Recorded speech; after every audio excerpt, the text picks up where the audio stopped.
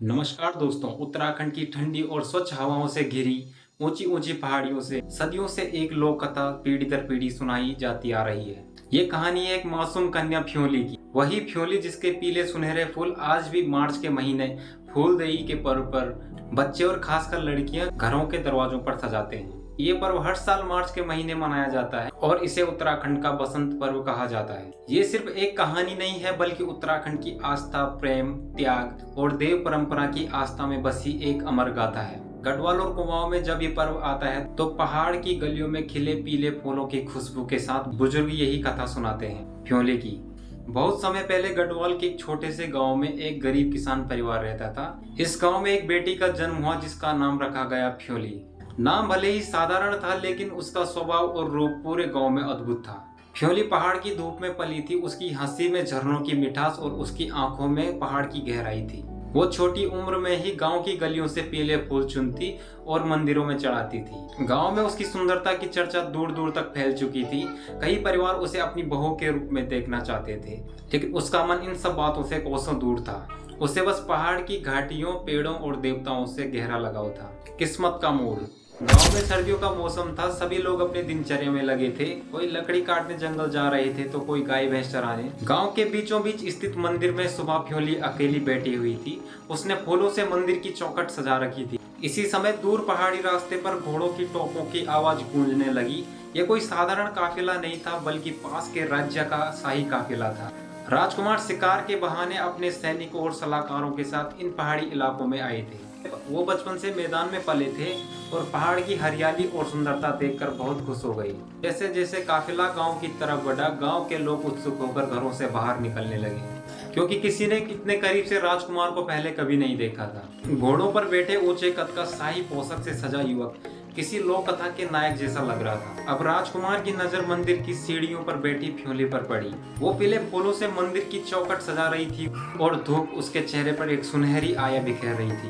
राजकुमार इस दृश्य को देखकर हैरान हो जाते हैं। उन्हें लगता है मानो समय कुछ पलों के लिए रुक गया, जैसे कोई देवलोक की अप्सरा पृथ्वी पर आ गई होगी। राजकुमार के सलाहकार राजकुमार से कुछ कहते हैं लेकिन राजकुमार ने कुछ सुना ही नहीं, क्योंकि उनकी निगाहें तो फ्योली पर टिकी हुई थी। अब राजकुमार घोड़े से उतरकर मंदिर की सीढ़ियां चढ़ते हैं। फ्योली उन्हें देखकर आश्चर्य होती है, क्योंकि उसने कभी इतनी शाही पोशाक में किसी को इतने करीब से नहीं देखा था। राजकुमार फ्योली से पूछते हैं, क्या तुम यहाँ रोज फूल सजाती हो? फ्योली कहती है, मंदिर को फूलों से सजाना मेरी पूजा है। राजकुमार को उसका सरल स्वभाव और उसकी बातों में छुपी मासूमियत बहुत भा गई।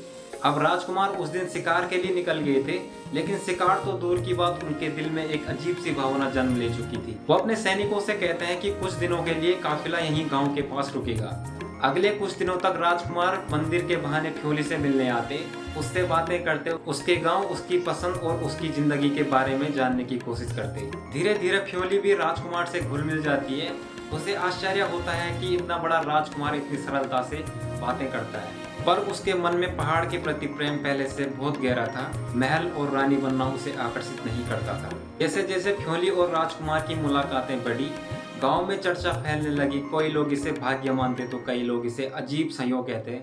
गांव के बुजुर्गों ने भी महसूस किया कि ये कोई साधारण घटना नहीं बल्कि भाग्य ने ही फ्योली और राजकुमार को मिलाने का रास्ता बनाया था। कई हफ्तों बाद राजकुमार गांव के सामने खुलकर कहते हैं कि मैं इस कन्या को अपनी रानी बनाना चाहता हूँ। गांव वाले हैरान भी थे और गर्व भी कि एक किसान की बेटी अब राजकुमारी बनने जा रही है। लेकिन उस रात फ्योली मंदिर में अकेली बैठी थी। वो बिल्कुल खुश नहीं थी और रो रही थी। वो समझ नहीं पा रही थी कि क्या वो अपनी मिट्टी, अपनी नदी, अपनी देवता, इन सबको छोड़कर किसी अजनबी महल में खुश रह पाएगी। अगले दिन शाही काफिला फ्योली को लेकर महल की ओर चला।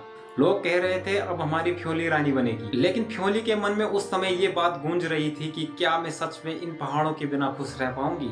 राजकुमार उस समय ये नहीं समझ पाया कि उसने एक फूल तोड़कर महल में रख तो लिया, लेकिन वो फूल तभी खिलेगा जब वो अपनी मिट्टी में हो।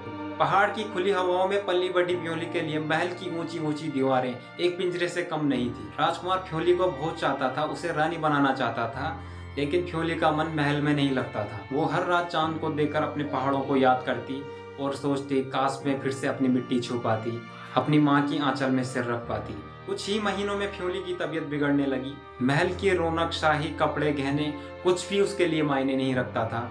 वो धीरे धीरे बीमार और कमजोर होती गई। एक दिन जब उसे महसूस हुआ कि उसका अंत अब करीब है, तो उसने राजकुमार को बुलाया उसकी आवाज में ना कोई शिकायत थी और ना कोई गुस्सा, बस एक निवेदन था।